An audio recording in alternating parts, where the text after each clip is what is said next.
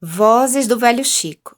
Projeto aprovado no edital da Lei Municipal de Incentivo à Cultura de Belo Horizonte no ano de 2022. Multilinguagens Fundo. Organizado por Nádia Calabria e ilustrações da Amanda Moll.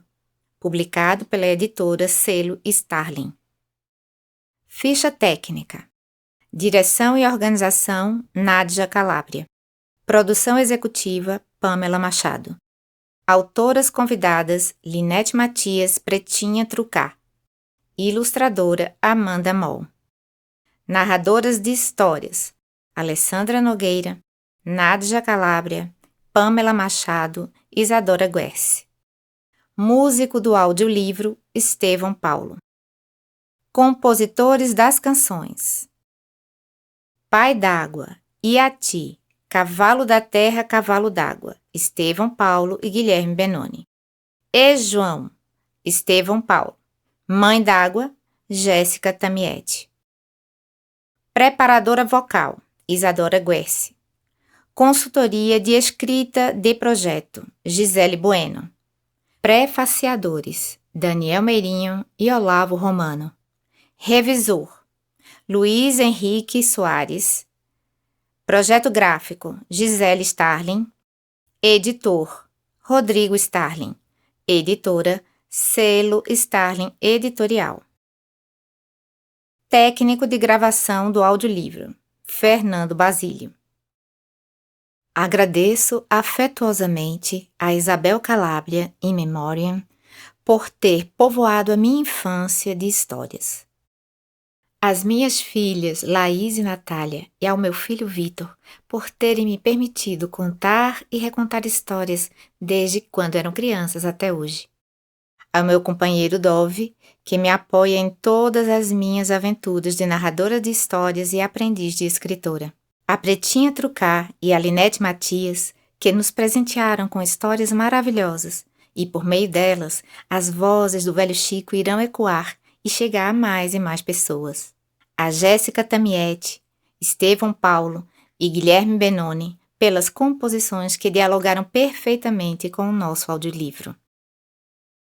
A querida amiga Gislene Matos, pelo estímulo, carinho e por me apresentar ao Olavo Romano, a quem agradeço imensamente por ter escrito um prefácio tão lindo e emocionante. Ao querido amigo Daniel Meirinho, que me presenteou com um prefácio que me fez ver o sertão do céu luminoso. Aos que comigo trabalharam para que este livro se tornasse realidade: Alessandra Nogueira, Amanda Moll, Fernando Basílio, Gisele Bueno, Isadora Guerce, Jéssica Castro, Pamela Machado, Estevão Paulo e Rodrigo Starling. A cada pessoa que contou e recontou as histórias do Velho Chico, para que elas chegassem até nós e pudessem dar voz a este livro. Sumário. Prefácio 1, Olavo Romano. Prefácio 2, Daniel Meirinho. Apresentação: Iati e a lenda da origem do rio. A lenda da Mãe d'Água. Mãe d'Água e João Amário. O Pai d'Água.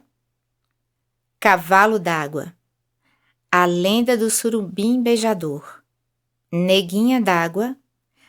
Maria Luz, Menina Rio. Glossário e biografia da equipe. Prefácio, Olavo Romano. Pernambucana e sertaneja, esposa do Dove, mãe de Laís, Vitor e Natália, Nádia Calabria nasceu em Águas Belas e foi criada em Arco Verde. No primeiro encontro com o São Francisco, aquela imensidão de água, sua força avassaladora possuiu a jovem sertaneja de corpo e alma, virou paixão de vida inteira. Contar histórias está no sangue. Penúltima de 7 irmãos, entrou para a escola alfabetizada, sonhando ler e reler até não poder mais os contos que sua mãe partilhava com as crianças da casa. Em noites de lua cheia ou quando faltava energia, cadeiras na calçada, filhos e vizinhos iam chegando, queixo caído com as histórias que Dona Isa, sua mãe, ia contando. Nádia guardou aqueles momentos inesquecíveis, encantamento enleado no medo de dormir sozinha. Com 17 anos, foi estudar no Recife, mas a jovem economista, seduzida pela educação, foi parar na sala de aula, passou à gestão escolar, migrou para o terceiro setor, coração batendo forte na aposta de mudança social por meio da educação para o desenvolvimento. Comprometida em transformar a sala de aula, reviveu os serões da infância, encantou-se com Lenice Gomes contando histórias no encerramento de um projeto. Decidida a mudar novamente o rumo do barco, encontrou em Belo Horizonte a maestria necessária para sagrar-se contadora de histórias, caminho do coração. Em 2013, iniciou sua pesquisa sobre as histórias do Rio. Participou do projeto O Jovem Contador e o Velho Chico, que deu origem ao espetáculo Na Beira do Velho Chico, realizado com jovens narradores formados no projeto. Chico daqui e de acolá, muitas histórias para contar, aprovado pela Lei Municipal de Incentivo à Cultura, foi apresentado em 2020 no formato virtual devido à pandemia. Em Vozes do Velho Chico, um livro e um audiolivro que amplificam os clamores de um rio tão importante e tão desrespeitado, Nádia Calabria convida a uma viagem de descoberta e encantamento por barrancas, remansos e corredeiras feitas de resistência e perseverança, teimosia e renovação. Se a água é memória, se ela é história, as narrativas reunidas pela autora a partir da tradição oral reverberam como cardume na alma do leitor. Aqui a tradição da gente preta e ribeirinha, a sabedoria dos povos originários vindos de um tempo já quase de todo esquecido pelos mais jovens, se misturam renovadas. Ao escrever essas linhas, rememoro 3 momentos de convivência com o velho Chico, sua gente, sua cultura, folclore, verdadeira mitologia plena de sons, danças e histórias. 4 de outubro, dia de São Francisco, acompanhando Manuelzão, meu querido Mano Velho, até a nascente, para encontrar o presidente Fernando Henrique Cardoso e outras altas autoridades. Depois 2 semanas, embarcando no Benjamin Guimarães, transformado em museu fluvial entre Pirapora e Manga, ouvindo histórias, aprendendo e conversando. E, finalmente, na caravana cultural Caminho das Águas, de Pirapora a Foz, em Piaçabuçu. Não sem razão, me sinto mesmo como um velho contador de histórias a quem a gente mais nova vem pedir a bênção. Dou-a de bom grado, esperando que este livro e o correspondente audiolivro sejam um embornal de encher os olhos de beleza e fartura, de modo que, pondo os pés outra vez em terra firme, possamos tomar o caminho de casa, na roça ou na cidade, refeitos pelas palavras benditas desta sensível prosadora. Prefácio, Daniel Meirinho. Em um certo momento das oficinas de fotografia que estavam sendo realizadas em 2 territórios indígenas do Agreste e Sertão de Pernambuco, um pajé da etnia Pancará, em meio a uma roda de diálogos sobre ancestralidade dentro do terreiro sagrado de sua aldeia, me contou que o céu era um grande mensageiro de saberes e valores ancestrais. Nele corria uma correnteza silenciosa de conhecimentos que conectava povos e pessoas de todas as partes do mundo, como um grande canal de transmissão dos seus antepassados. Lembrei-me no mesmo instante do Davi Copenauá, que o pajé mencionou nunca ter lido. O xamã que nasceu e cresceu em um sertão verde, em uma aldeia que margeia o Rio São Francisco e dele todo o seu povo se originou, habitou, sobreviveu e continua em luta, usou o rio como metáfora para explicar a conexão do velho Chico com esse céu mensageiro inflado de histórias, memórias e temporalidades. O rio é uma entidade que sempre esteve a serviço e em perfeita harmonia com o céu que abriga todos os seres humanos. Um céu sustentado e mantido por espíritos encantados, e que às vezes, mas muito raramente, para aquele sertanejo, caía em forma de água e se diluía em fusão com o rio, como se este tivesse a responsabilidade de dar continuidade ao curso da mensagem. Fiquei imaginando como contos, experiências e narrativas navegavam no céu suspenso, e quando caíam em forma de chuva, davam continuidade à correnteza desse rio profundo, abundante de histórias. Pensei, naquela altura, como o tempo destas histórias que estavam em constante fluxo de temporalidades diversas. É como se o passado habitasse o presente e o futuro, fazendo com que os eventos e saberes estivessem em constante movimento de ciclos, em uma perene transformação. Não falo aqui do tempo que conhecemos como meio de regulação, exploração e controle sobre a vida das pessoas, pelo prisma de um desenvolvimento, pois, assim como o céu, o rio ainda não tem cercas. Refiro-me à existência de histórias e memórias que atravessam o tempo linear e se transformam em um ciclo espiralar de ida e vinda, de diferentes formas e estados físicos, como aqueles que a matéria-água pode assumir na natureza. A continuidade dessas narrativas não se distingue entre passado, presente e futuro de maneira estanque. Assim como a morte, a chuva ou até o estuário do rio, quando este alcança o oceano, não representa o fim da existência, pois mesmo estando morta, ela, a história, teria meios e formas para continuar a existir em outros planos e estados físicos.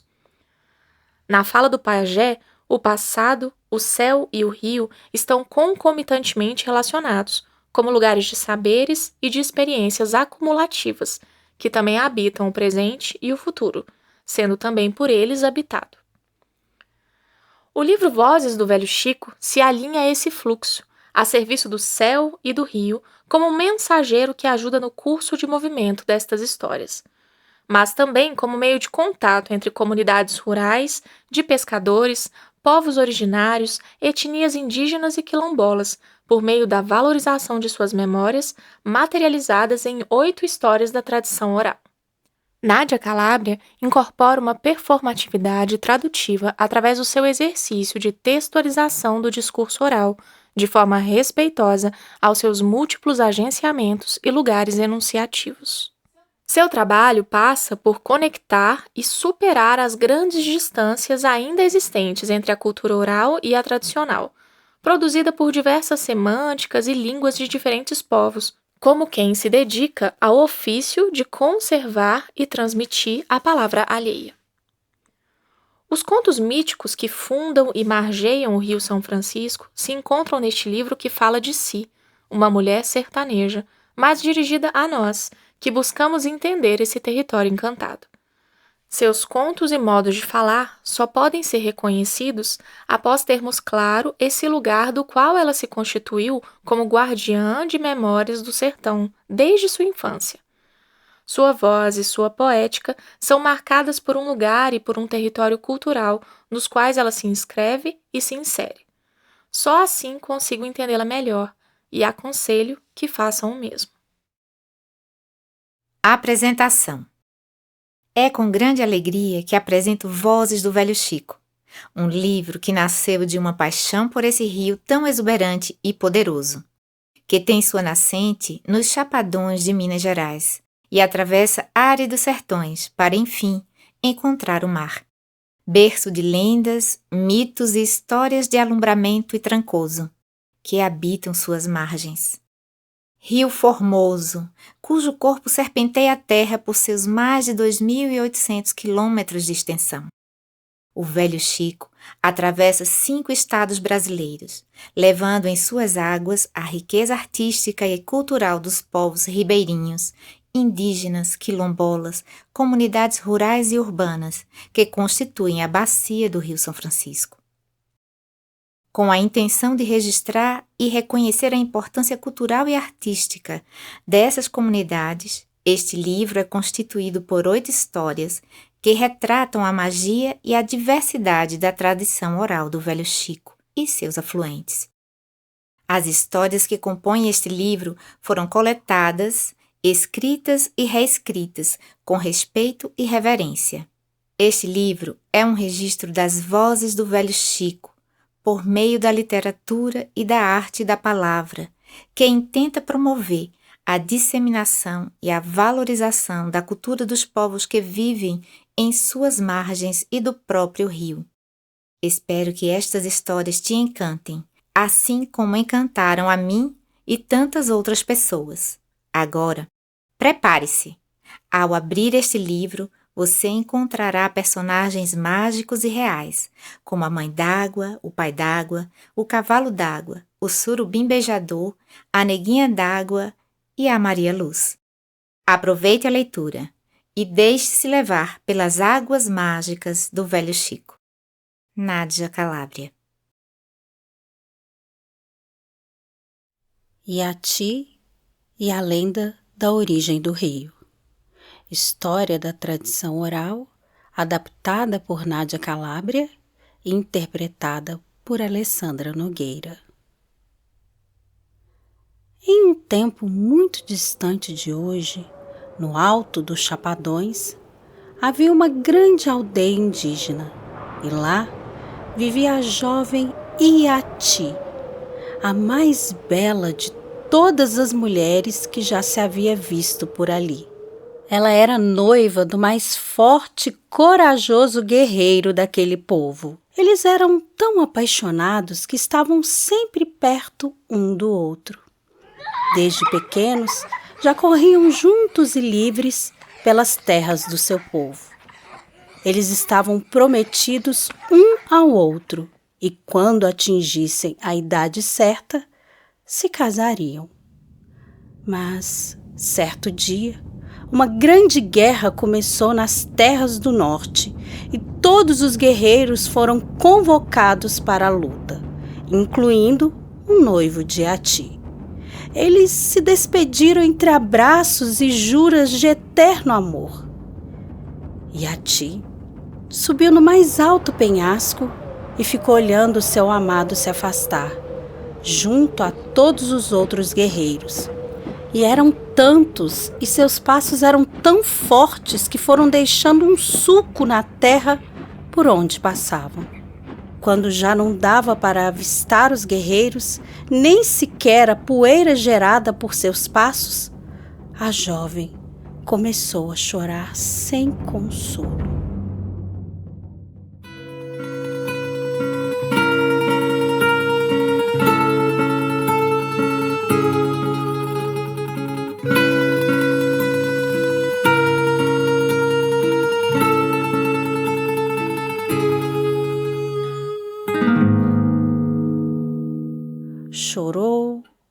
Chorou copiosamente por dias e noites, e quando as lágrimas caíram do alto da serra, formou-se uma cascata de águas cristalinas que percorreram e preencheram o sulco deixado pelos guerreiros, seguindo para o norte, até encontrar o Oceano Atlântico.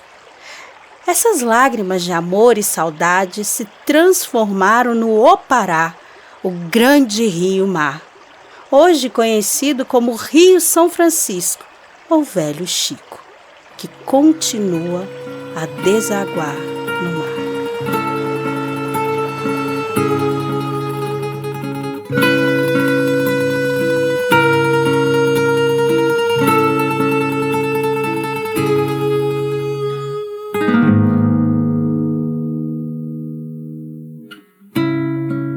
Eu me lembro bem o dia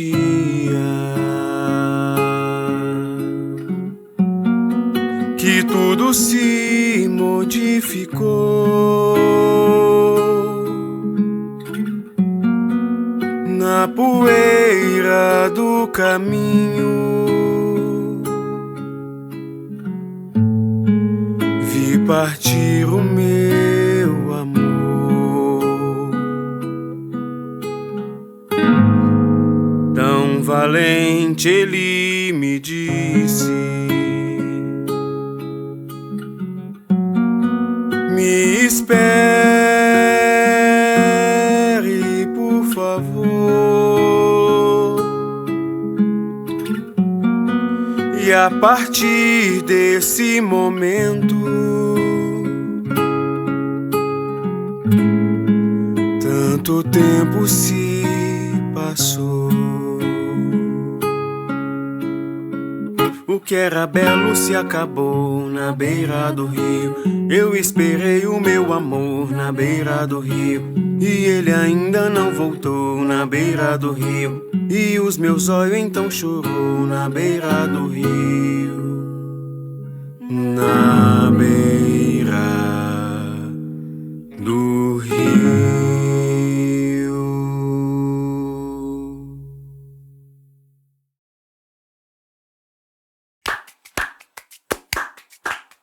Se der meia-noite e a cachoeira parar, aí vem a mãe d'água para se banhar. A lenda da Mãe d'Água. História da tradição oral, adaptada por Nádia Calabria e interpretada por Alessandra Nogueira. Conta-se, na beira do Velho Chico, que a Mãe d'Água vive por lá. Ela é uma linda sereia de cabelos negros e compridos, de uma beleza fascinante e canta tão bonito, mas tão bonito, que todos os pássaros silenciam quando escutam a sua voz. Dizem que não há canto igual em todo o mundo. A Mãe d'Água é a mãe de todas as criaturas que vivem no rio. E tem mais, só pode ser vista quando as águas do Rio São Francisco dormem. E isso acontece à meia-noite em ponto. Esse é o momento em que todos os animais adormecem. Os peixes lá no fundo do rio ficam parados, imóveis, e até as cobras perdem seu veneno. O rio para de correr e as cachoeiras de cair. Ao longe, bem ao longe, a única coisa que se ouve é o pio da coruja. O rio realmente adormece, um sono tranquilo e profundo. Nesse momento, a Mãe d'Água, se guiando pela luz do luar, se senta nas grandes pedras que ficam bem no meio do rio. E lá, ela se põe a pentear seus longos e negros cabelos, que brilham refletindo a luz prateada do luar. Dizem que nas noites estreladas pode-se ouvir as almas dos afogados, as almas que saem de dentro do rio e se dirigem até as estrelas. Ah, mas nem tudo são flores. Ai de quem se atrever a despertar as águas. O rio fica bravo, com as águas revoltas, totalmente transtornado. Vira as canoas, afoga os pescadores sem dó, e ninguém nele consegue navegar. Os barqueiros que estão no rio à meia-noite tomam todo o cuidado para não o acordar. Se um barqueiro sente sede, antes de pegar a água do rio, joga nela um pedacinho de madeira. Se ela ficar parada, o barqueiro espera, porque não convém acordar o rio. Quem o fizer poderá ser castigado pela Mãe d'Água, pelo Pai d'Água, pelos peixes, pelas cobras ou pelos afogados, que não podem alcançar as estrelas. E os pescadores ou quem por ali passar, além de cuidar para o rio não acordar, precisam se lembrar de para a sereia não olhar. Porque a Mãe d'Água é capaz de enfeitiçar qualquer um. Quem olha para a sereia é amaldiçoado com a loucura, ganha um olhar vazio, esquece a fala e perde a memória. Acaba desaparecendo um tempo depois. Nunca mais é visto. Se você, por ali passar à meia-noite, passe em silêncio, passe de mansinho, com o rio e a Mãe d'Água. Não é bom brincar. Se der meia-noite e a cachoeira parar, aí vem a Mãe d'Água para se banhar. Na luz das estrelas, no raio de luar. Cuidado, menina, ela pode te pegar. A Mãe d'Água pegou a menina e sempre aparece rodeada de neblina. Toda enfeitada, ela não lembrava de nada. O rio era a casa da mãe d'água e da menina. Se você ouvir essa história, você pode acreditar que à meia-noite ela sai pra se banhar.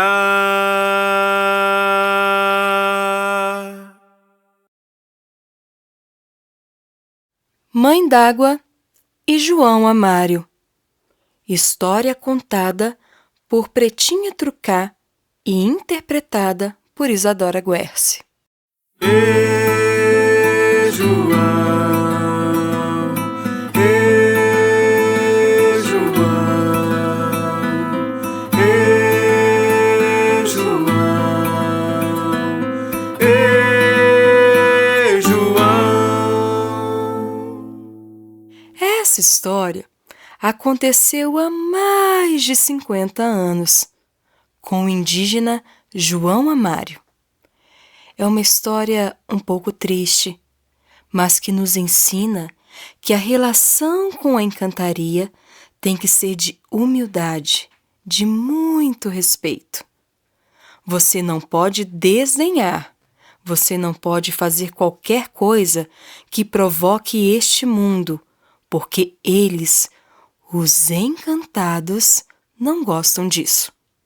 Pois bem, 50 anos atrás, na Ilha da Assunção, do povo Trucá, no município de Cabrobó, viviam o indígena João Amário e sua filha, a quem muito amava.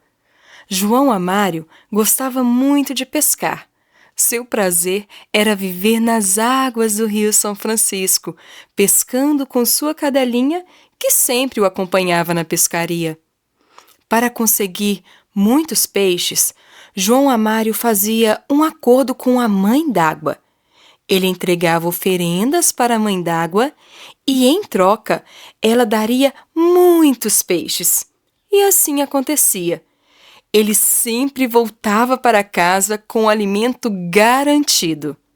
Certo dia, João Amário acordou e não tinha nada em sua mesa para comer. Logo ele pensou: eu vou pescar.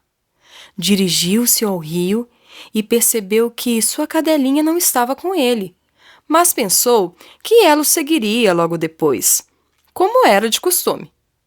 Ele não tinha nada e estava muito necessitado de comida. Então pensou: eu vou oferecer algo para a Mãe d'Água melhor do que o que eu como.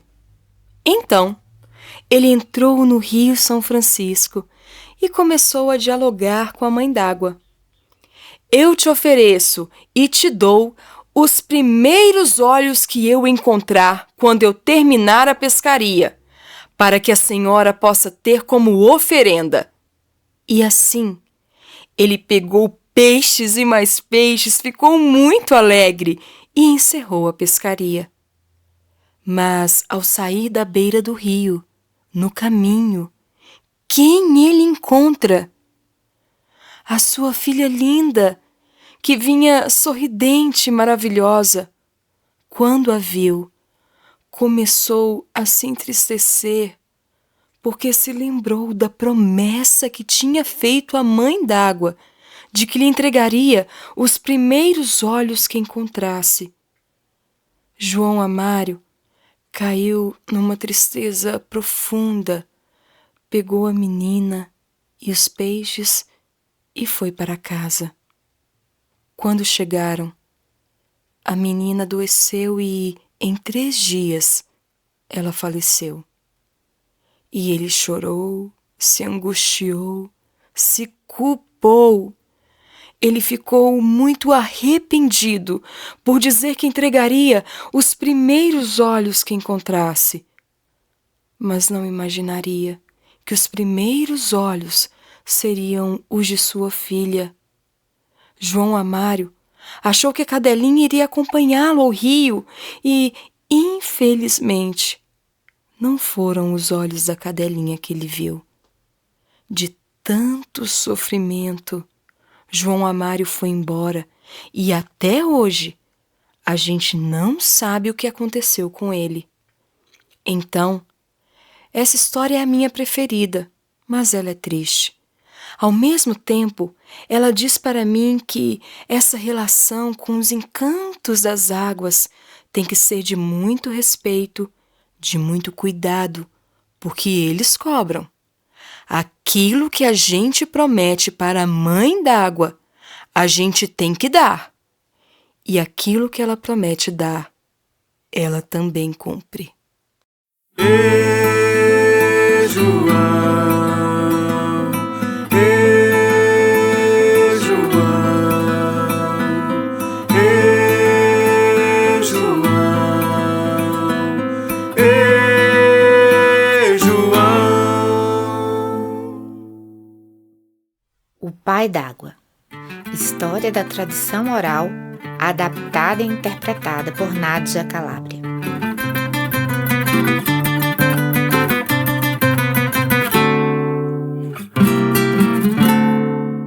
Essa é uma história que escutei há muito tempo. Dizem por aí que é história de pescador. Uns acreditam, outros não. Mas que o Rio São Francisco é cheio de mistérios, isso é bem verdade. Meu avô costumava ir pescar com o irmão dele no rio aqui pertinho, o Rio São Francisco. Meu avô não acreditava em nenhuma história que os pescadores contavam sobre o rio. Mas o irmão dele sempre dizia: cuidado com o Pai d'Água. Essa sua história de não acreditar no que os mais velhos contam pode te deixar desprevenido. Dizem que o Pai d'Água é uma mistura de homem e macaco. Tem os ombros largos, pelos por todo o corpo, além de ser muito forte. Os pescadores do Velho Chico contam que ele vira as canoas para devorar quem estiver dentro delas. E eu só de pensar nessa possibilidade já fico tremendo de medo. O irmão do meu avô, meu tio-avô, também dizia que o Pai d'Água mora no fundo do Velho Chico. Gosta de ficar observando quem está nas margens do rio. E quando os pescadores dormem, ele vai lá, pega um cabra, coloca nas costas e leva para dentro d'água. Aí já era. Poucos se salvam para contar a história. Meu avô e toda a família nasceram e cresceram na beira do Velho Chico. Eram conhecedores das histórias, belezas e perigos do rio. Meu tio-avô contou que um dia os pescadores resolveram comemorar a fartura da pescaria que haviam tido e fizeram uma fogueira à margem do rio. Conversa vai, gargalhada vem. Começaram a contar histórias da vida de pescador.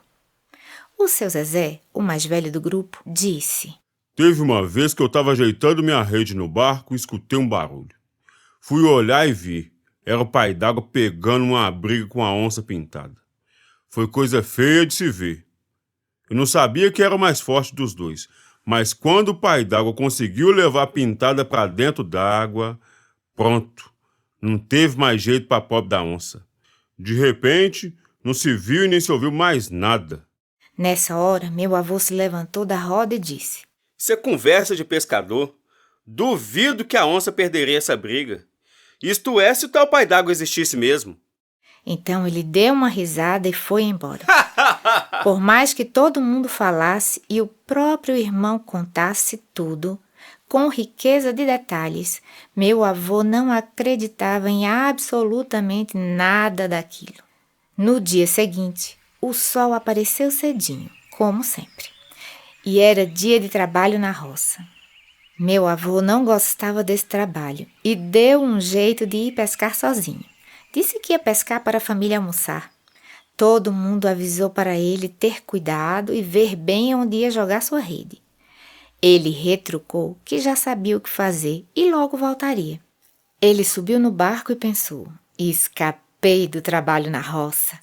Deu uma risada alta e ligou o motor do barco, rumando para um lugar que pensou ser o ideal. Então, jogou a rede, preparou as varas, já com tudo pronto, se encostou, colocou o chapéu sobre os olhos e resolveu cochilar um tiquinho. De repente, o barco começou a balançar. Ele achou estranho porque o tempo estava calmo, nem vento tinha. E o barco balançou novamente, só que agora mais forte. Ele se assustou e olhou em volta. Foi quando viu, agarrada à borda do barco, 2 mãos. Elas eram peludas, havia uma pele entre os dedos que parecia pés de pato e enormes garras. Era horripilante. Sim, era o pai d'água. Na hora, ele se lembrou das histórias do irmão e das muitas vezes que riu dele e dos outros pescadores. Seu coração parecia que ia sair pela boca, de tanto medo. O pai d'água começou a puxar o barco para virar e pegar meu avô. Ele já estava com um dos braços levantados, pronto para pegar sua presa. Meu avô não tinha onde se segurar e começou a escorregar. De repente, o sol bateu na sua faca peixeira e provocou um clarão. Meu avô, mais que depressa, tirou a dita cuja da cintura e zap! Cortou a mão do bicho. O pai d'água mergulhou na água e foi embora. Ele ligou o motor do barco, deixou a rede no rio e voltou o mais rápido que pôde para casa. Chegando lá, contou tudo para a família, que ficou aliviada por ele ter voltado com vida. Bom, meu avô nunca mais duvidou das coisas estranhas do velho Chico. Depois daquele dia, colocou uma carranca na proa do barco, pois, segundo dizem, a carranca é capaz de espantar o pai d'água. E aquela carranca ficou ali até os últimos dias de sua vida. E quando meu avô ficou bem velhinho, mas bem velhinho mesmo, já nas vésperas de se despedir desta vida, chamou todos os netos em seu quarto, inclusive eu, pediu ao meu irmão mais velho para pegar um baú de madeira bem antigo dentro do seu armário.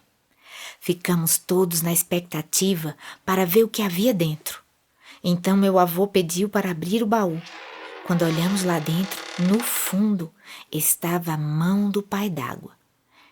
Ele nos olhou bem nos olhos, cheios de medo e surpresa, e o silêncio se fez presente. Eu também não acreditava, mas agora só ando com uma carranquinha perto de mim.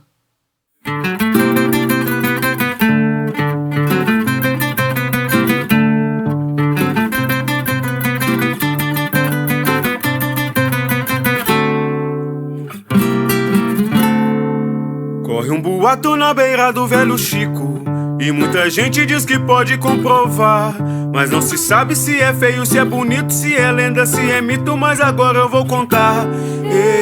Chamam de pai d'água, eu ouvi falar. O tal do pai d'água, quem sou eu pra duvidar? Me disseram que ele mora lá no fundo, de vez em quando ele sai pra passear, e que um dia ele pegou uma onça braba e levou pra dentro d'água e ela não saiu de lá.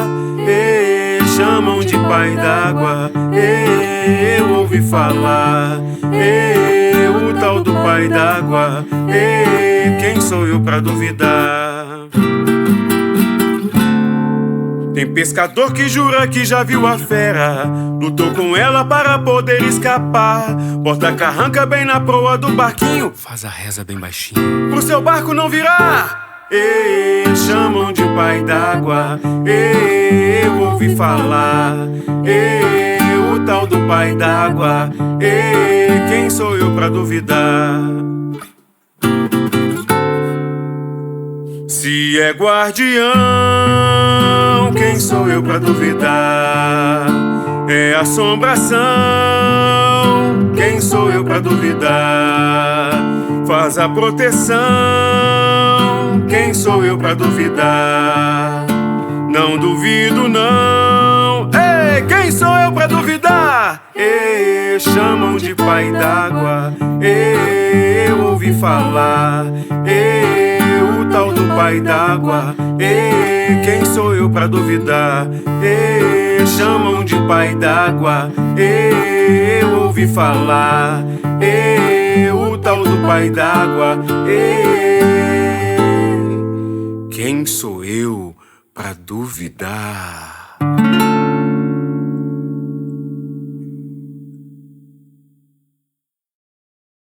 Cavalo d'Água, história da tradição oral, adaptada por Nádia Calabria, interpretada por Alessandra Nogueira. Um dia, há muito tempo atrás, eu conheci uma senhora, já bem velha, mas muito forte e dona de uma memória primorosa. Sua pele era queimada de sol e seu rosto marcado pelo tempo. Ela era conhecida como Dona Luzia, inventadeira de histórias. Mas a Dona Luzia afirmava com veemência que tudo que ela contava havia acontecido de verdade. E foi ela quem me contou essa história que agora eu vou contar. Dizem que lá, bem na beira do Rio São Francisco, todos os dias, tanto ao amanhecer quanto ao cair do sol, quem por ali se encontra consegue ouvir em alto e bom som um longo e forte relinchar. Os mais desavisados olham para um lado, olham para o outro e procuram, é claro, um cavalo, mas não encontram absolutamente nada. E sabe por quê? Porque esse cavalo não está na terra. Esse cavalo mora nas águas do Velho Chico. É o famoso cavalo d'água. Ele tem uma cor de cobre que brilha à luz do sol. Ele é muito forte, muito grande e o mais rápido de todos os cavalos, mas é sempre bravo e enfesado. Dona Luzia diz que ele gosta de virar embarcações, assombrar os pescadores e, por vezes, até matar quem passa pelo rio nas horas em que ele considera impróprias. Dizem que certos pescadores já conseguiram montar no cavalo d'água. Mas não pense que é fácil, não. Para essa façanha acontecer, há duras provas a vencer.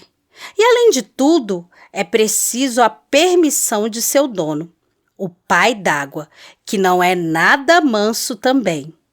Dona Luzia contou ainda que certo pescador, que havia mudado para as redondezas há pouco tempo, não acreditava em nenhuma das histórias do Rio São Francisco. Um dia, ouviu relinchar. Olhou ao redor, procurou, mas não viu nada. Contou aos amigos a coisa estranha que havia acontecido e lhe disseram que quando escutasse aquele relinchar, saísse de perto do rio. Ele disse que não acreditava nas histórias de assombração que contavam sobre o Velho Chico. E já que esse cavalo poderia existir de verdade, ele o montaria e provaria para todo mundo que qualquer um poderia fazê-lo. E não pediria licença a dono algum. Os amigos advertiram o pescador, mas ele não deu ouvidos a ninguém. No dia seguinte, bem cedinho, antes dos primeiros raios do sol da manhã, ele se escondeu numa moita, pertinho do rio, bem na beira, e ficou esperando ali, quieto. Queria uma prova que o tal cavalo existia, e caso existisse, que poderia domá-lo. De repente, ele escutou um forte relinchar. Olhou para o rio e viu o cavalo que aparecia dentro d'água. Então mergulhou e nadou o mais rápido que pôde para alcançar a criatura. Tentou subir no cavalo do pai d'água, que, bravo como é, não deixava montar. E foi um tal de derruba daqui e derruba de lá sem fim. Mas em certa altura, o encantado se deixou montar. O pescador achou que tinha vencido aquele ser tão forte e agora ia poder contar para todo mundo que havia cavalgado na tal assombração e saíra vencedor daquela batalha. Pensava ele, vou mostrar para todo mundo como sou valente e que não tem assombração que me bote medo. Desavisado, imprudente e vaidoso, não percebeu que o cavalo galopava cada vez mais para as partes perigosas do rio, cada vez mais fundo e fundo, até um ponto em que ele não conseguiu mais voltar. Dizem que esse pescador nunca mais foi visto, mas do cavalo ainda se escuta o relinchar.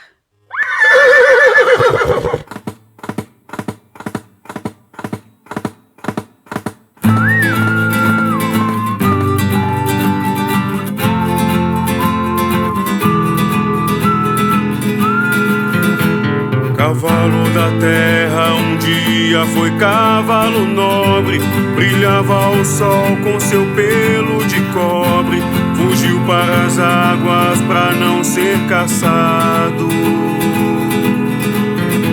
No fundo do rio se encontra com um guardião, uma espécie de assombração, de cavalo d'água passou a ser chamado. Não, ele não deixa montar, não adianta encarar.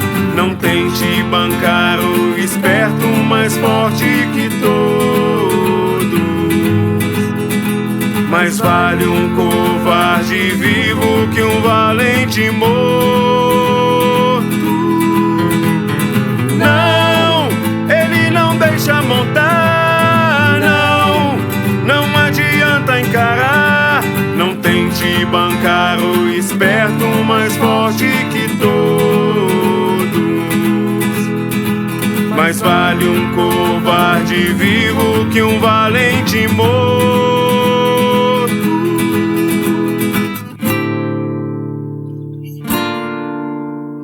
Não!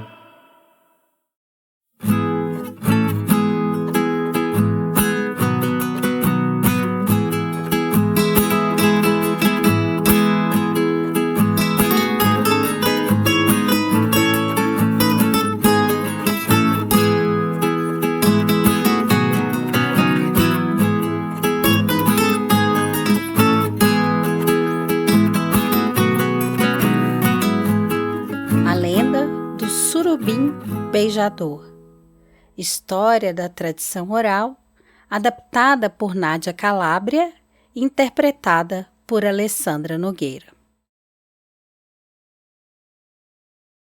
Um dia, eu estava passeando nas margens do Velho Chico e encontrei um grupo de lavadeiras que conversavam animadamente sobre as histórias da Dona Luzia. Elas gargalhavam alto ao lembrarem das tais histórias. Foi quando viram se aproximar uma senhora com um lenço branco amarrado na cabeça, um vestido cheio de flores, cabelos alvinhos como as nuvens e a pele bem curtida pelo sol. Era a Dona Luzia, a inventadeira de histórias de quem as outras lavadeiras falavam. Naquele momento, as mulheres ficaram em silêncio e esperaram Dona Luzia se sentar numa pedra à beira do rio, abrir sua sombrinha para se proteger do sol. E aí começou a contar a história de Anália.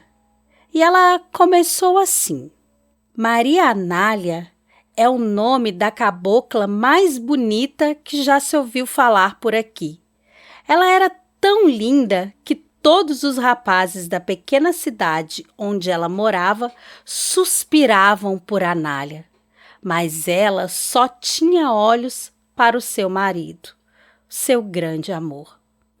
No começo do casamento era só romance, mas aos poucos Anália foi deixando de ver as amigas, de ir para a missa sozinha e até se afastou da família.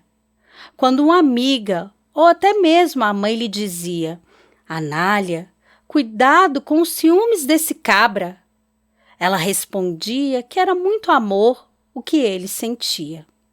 Em um dia de lua cheia, o marido de Anália bebeu um bocado além da conta e chegou em casa com tanto ciúme que bateu em Anália e machucou muito seu rosto. Em uma escorregada que o marido deu, Anália conseguiu fugir pelo quintal que ia dar direitinho na beira do velho Chico. Ela foi para o mais longe que pôde e se escondeu perto do rio. Começou a lavar o rosto machucado e em seu coração ia passando muitos sentimentos. Questionava-se sobre como pôde se enganar tanto em relação ao seu marido. E, ao mesmo tempo, enchia-se de raiva e vontade de que algo ruim acontecesse com ele. Entre as dores e os pensamentos, Anália adormeceu pertinho da água do rio e acordou com beijos no rosto. Tomou um grande susto ao ver que era um surubim gigante, que, ao passo que a beijava, seus machucados iam sumindo, não deixando nem marcas. Anália agradeceu e correu para casa. Ao chegar, encontrou seu companheiro morto na cozinha, engasgado com a espinha de um surubim que preparava horas antes de ser machucada. E disse Dona Luzia, finalizando: até hoje, os homens da beira do rio tratam suas companheiras com muito amor e paixão. E quando tem alguma desavença, a menor que seja, não há surubim nas refeições durante todo o dia. O surubim beijador, vez ou outra, é visto pelos pescadores. Ele costuma fazer acrobacias em frente ao porto de Penedo em noites de lua cheia. Neguinha d'Água.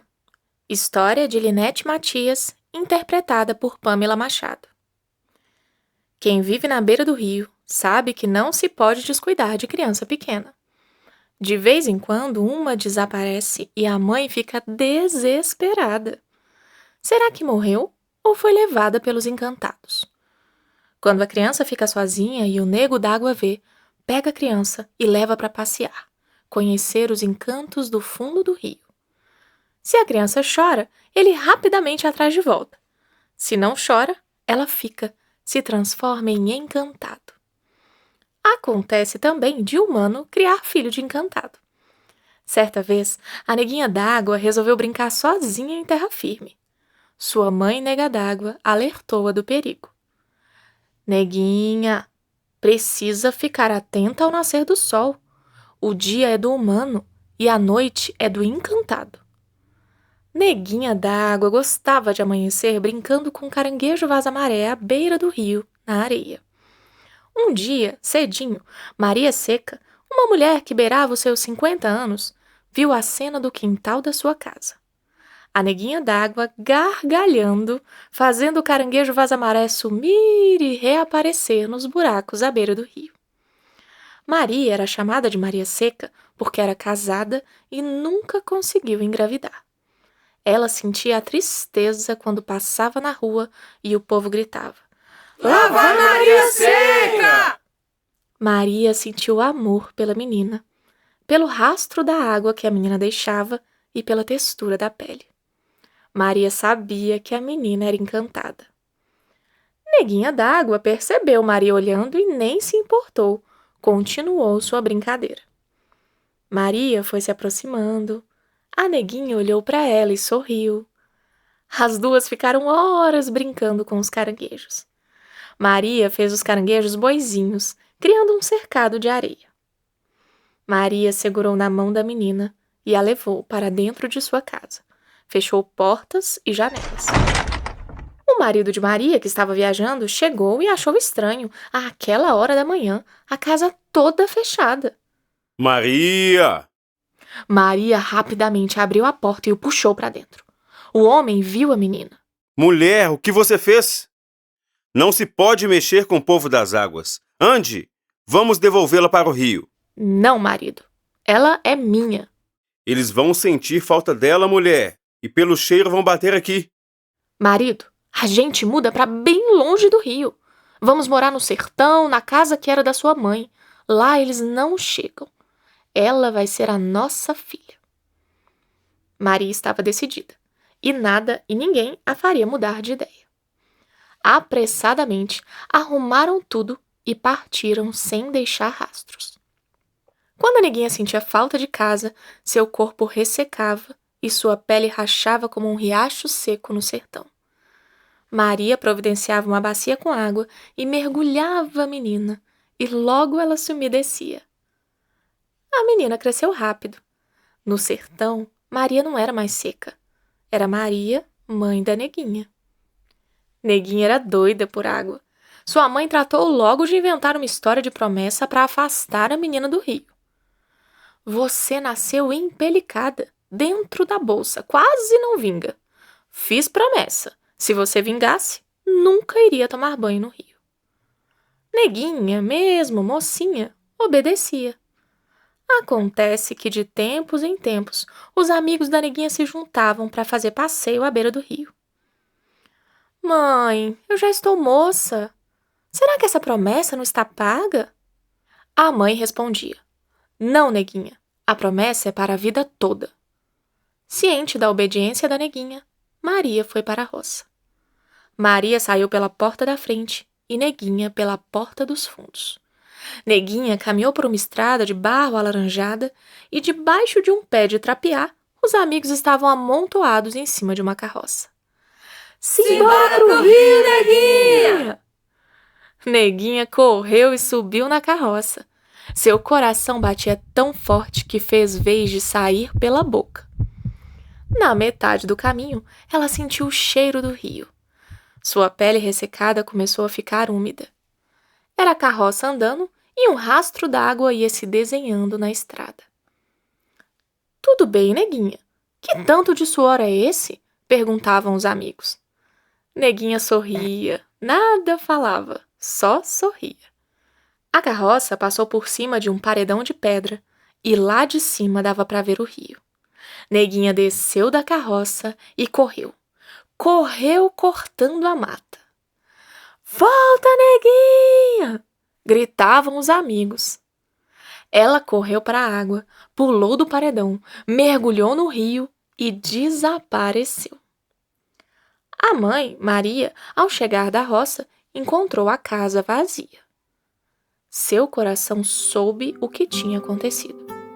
Pegou o cavalo e correu para o rio. Os amigos da Neguinha estavam desesperados. Maria gritava por Neguinha, chamava, em vão. Maria ficou na beira do rio e não teve cristão que a tirasse de lá.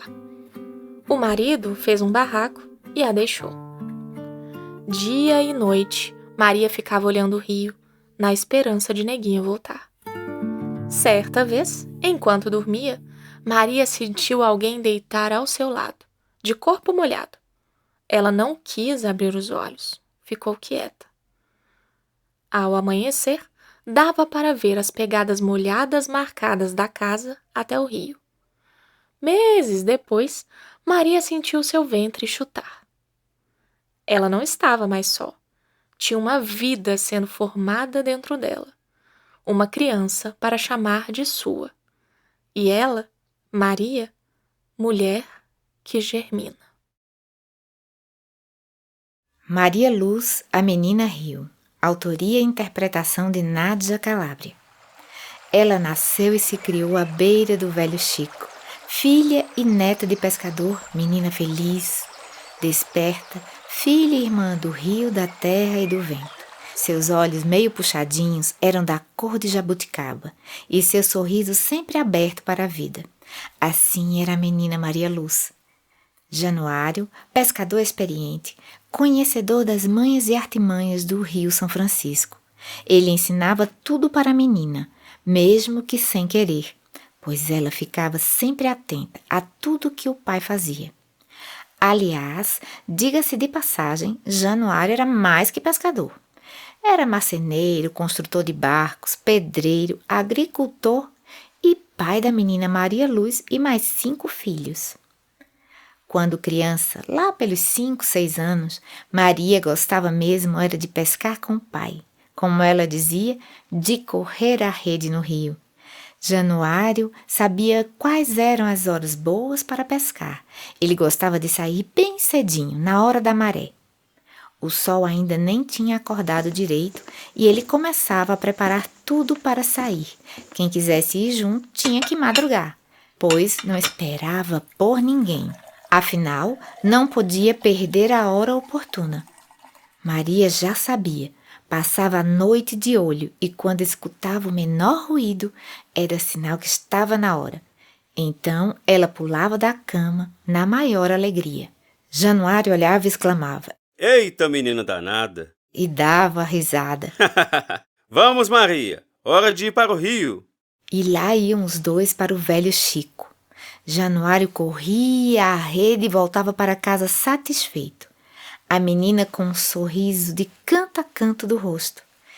Nesse tempo, tinha muito peixe no rio e, às vezes, fugindo de um peixe maior que atacava o cardume, os peixes pulavam dentro do barco e Maria dava gargalhadas gostosas e dizia: Olha, pai, os peixes querem ir com a gente. Eita, tempo bom! Esse era um tempo que não faltava pesca nem comida na mesa de quem morava por ali. O velho Chico era muito forte e jogava água no mar com força. Era tanto que os pescadores nem levavam água doce para beber na hora da pescaria. Bebiam água do rio-mar. A menina observava os movimentos das águas. Então, no momento que a maré baixava e apareciam as coroas, ela chamava o irmão mais novo para pegar camarão.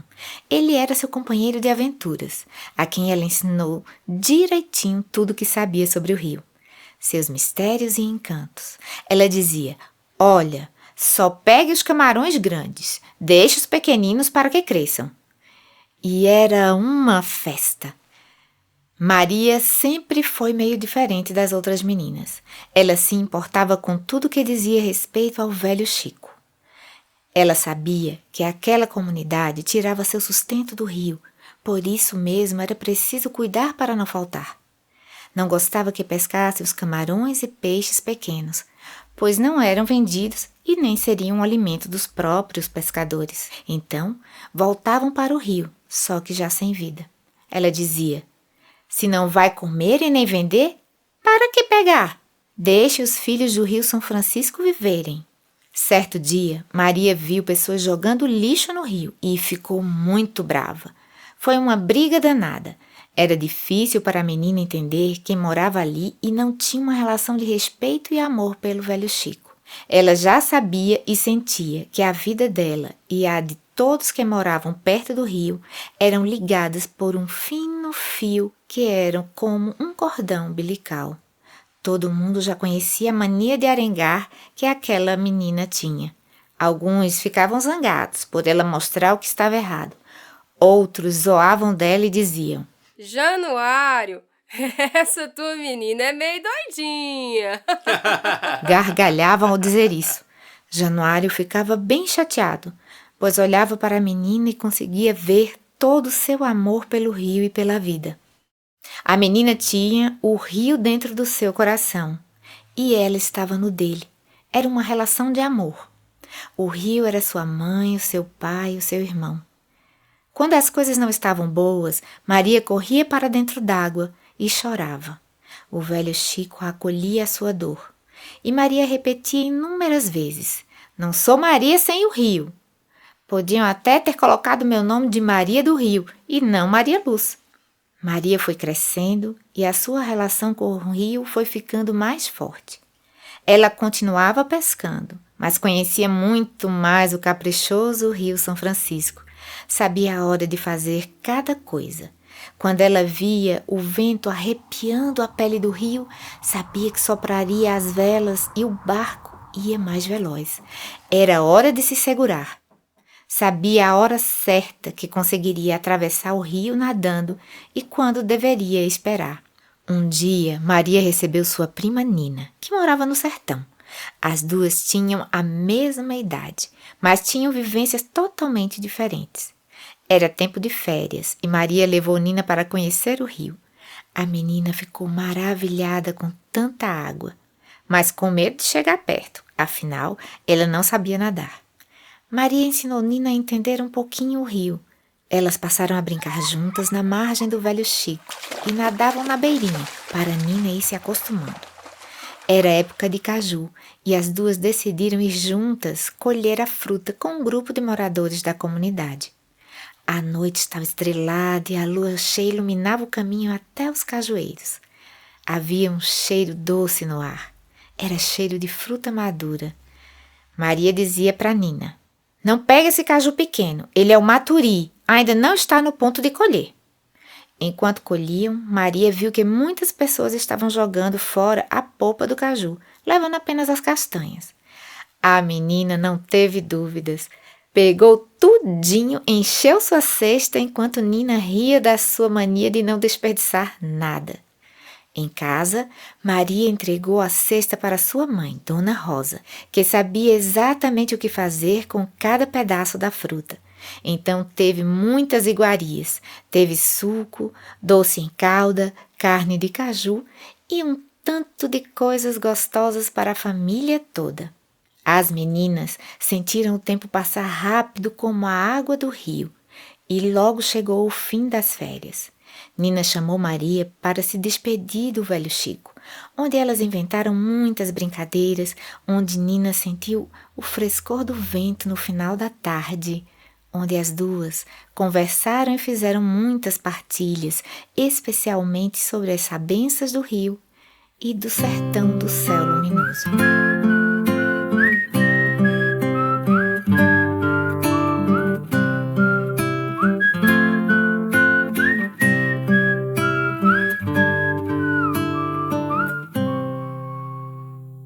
Nota de rodapé. Conto inspirado em uma conversa entre Linete Matias e Nádia Calabria durante o projeto Prosa na Beira do Velho Chico. Agradeço a Linete pela prosa e por tudo que me ensinou sobre o Rio São Francisco. Glossário: alumbramento, iluminação, deslumbramento, inspiração sobrenatural. Arengar: ato de implicar, criar confusão com outra pessoa. Cabocla: é um termo tupi que designava os filhos de indígenas com brancos europeus. Caranguejo vaza-maré: é o nome popular de um caranguejo, o mesmo que Maria Farinha. Carranca: é o nome dado para uma fisionomia muito feia e que conota mau humor. Está relacionada com as esculturas típicas das embarcações que navegam pelo Rio São Francisco. Chapadões: correspondem a zonas de rochas cristalinas com leves ondulações em forma de tubos que dividem as bacias hidrográficas dos rios Amazonas, Prata, Tocantins e São Francisco. Coroa ou croa: elevação de terra nos rios e maré, o mesmo que coroa. Na vazante, as croas aparecem, impedindo a navegação tranquila. Empelicada: coberto de pelica, revestido por pelica. 2. Disse da criança que nasce com a cabeça envolta na bolsa ânica e que, por isso, terá boa sorte na vida, nascer empelicado. Encantados: são figuras do folclore brasileiro com origem principalmente indígena, tipos de entidades sobrenaturais. Encantaria: é uma forma de manifestação espiritual e religiosa afro-ameríndia, praticada sobretudo no Piauí, Bahia, Maranhão e Pará. Faca peixeira: uma espécie de faca desenvolvida inicialmente para cortar peixes, mas possui ampla utilização nas mais diversas áreas gastronômicas. História de Trancoso: é um termo êmico utilizado em boa parte do Nordeste brasileiro para referir-se a contos da literatura oral, inclusos no que convencionou se chamar de cultura popular. Maré são as alterações cíclicas do nível das águas do mar, causadas pelos efeitos combinados da rotação da Terra com as forças gravitacionais exercidas pela Lua e pelo Sol, este último com menor intensidade, devido à distância, sobre o campo gravítico da Terra. Os efeitos das marés traduzem-se em subidas e descidas periódicas do nível das águas, cuja amplitude e periodicidade é influenciada por fatores locais. Maturi é a castanha de caju verde. Sabenças, sabedoria, erudição, conhecimento, saber. Trapiá, é o nome popular de uma árvore da família das caparidáceas, a mesma da alcaparra. Também é chamada de catauari. 2. É uma planta da família Brassicaceae, encontrada na Caatinga e na Mata Atlântica, na região nordeste do Brasil. Biografia da equipe. Diretora-geral. Nádia Calabria é narradora de histórias, gestora de projetos socioculturais, designer de sustentabilidade, economista, especialista em educação, diretora da Quinta Essência, diretora-geral do projeto Vozes do Velho Chico e narradora do audiolivro Vozes do Velho Chico. Produtora executiva. Pamela Machado é bibliotecária, contadora de histórias e produtora cultural. Integrou a equipe de produção da Candeia, Mostra Internacional de Narração Artística, BH, e dos Sons da Cidade, Mostra Internacional de Violão de BH. Atuou como produtora executiva do Carol's Day, edição de 2020. É produtora executiva e narradora no audiolivro Vozes do Velho Chico. Ilustradora. Amanda Moll é artista visual e designer de produtos do cotidiano com estampas autorais.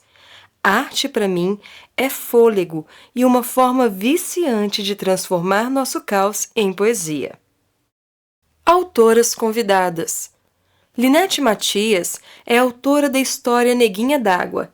É contadora de histórias, conta e reconta histórias do seu lugar e memória de infância. Nasceu em 6 de janeiro de 1984, no povoado Potengi-Piaçabuçu, Alagoas. Filha de contadora de histórias e de pescador. É formada em teatro, licenciatura pela Universidade Federal de Alagoas, pós-graduada em A Arte de Contar Histórias e Suas Interfaces e arte educadora do estado de Sergipe. Pretinha Trucá. Edilene Pretinha Trucá é autora da história Mãe d'Água e João Amário, mulher, mãe, professora indígena, liderança indígena, ativista no campo dos direitos humanos, das causas indígenas, das mulheres e da educação. Narradoras de histórias. Alessandra Nogueira é contadora de histórias, professora, especialista em literatura infantil e juvenil, brincante, que segue pelas estradas da vida com amor, alegria e poesia. Isadora Guerci é cantora, professora de canto e fonoaudióloga especialista em voz. Sua missão é cuidar e aprimorar a voz humana com conhecimento, amor, respeito e acolhimento. Músico e compositor. Estevão Paulo é licenciando em música pela Universidade Federal de Minas Gerais, professor de música na Casa Senhor Tito, entidade sem fins lucrativos que atua há 34 anos no bairro Palmital, em Lagoa Santa, compositor e músico do projeto Vozes do Velho Chico, também é professor de violão, cavaquinho, musicalização infantil e teoria musical. Prefaciadores. Daniel Meirinho é fotógrafo, pesquisador e educador. Nascido em Recife, Pernambuco, se afoita como curador independente e artista visual. É professor do Departamento de Comunicação da Universidade Federal do Rio Grande do Norte. Como educador, já desenvolveu diversos projetos em fotografia participativa e desenvolvimento social no Brasil, em Portugal e na Guiné-Bissau. Tem uma especial atração pelo Rio São Francisco e pelo sertão nordestino, onde já desenvolveu diversos projetos em fotografia e artes visuais com jovens e comunidades indígenas. Olavo Romano nasceu em Morro do Ferro, distrito de Oliveira, Minas Gerais. É presidente emérito da Academia Mineira de Letras, que dirigiu entre 2013 e 2016. Editor sênior da Caravana Grupo Editorial, autor homenageado na Bienal Mineira do Livro 2022. Fez carreira no serviço público, aposentando-se como procurador do Estado. Olavo Romano publicou mais de 20 livros. Uma de suas obras é o livro São Francisco, Rio Acima, lançado com o fotógrafo José Israel Abrantes, Conceito 2005, que celebra as águas, o povo ribeirinho, a fauna, a flora e a cultura do Velho Chico. Editor.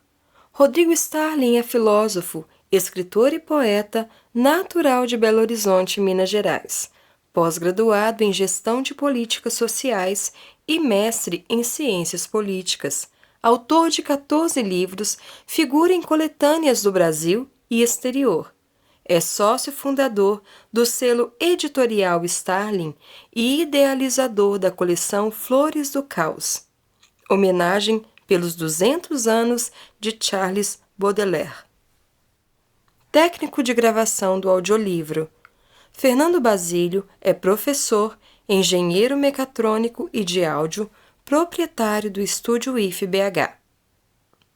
Equipe técnica de elaboração do projeto Vozes do Velho Chico. Assessora de elaboração de projeto. Gisele Bueno é gestora de projetos especializada em leis de incentivo fiscal. Atua com foco na elaboração de propostas e captação de recursos, tendo aprovado mais de 70 projetos. Coordena a equipe de inovação social da Incentive-me. Contadora. Jéssica Castro Florencio é sócia da empresa Castro Andrade Gestão de Negócios, onde atua com assessoria contábil, tributária e financeira de empresas privadas e do terceiro setor. Contadora empresarial, bacharel em Ciências Contábeis e pós-graduada na Contabilidade de Tributos pelo Centro Universitário UNA.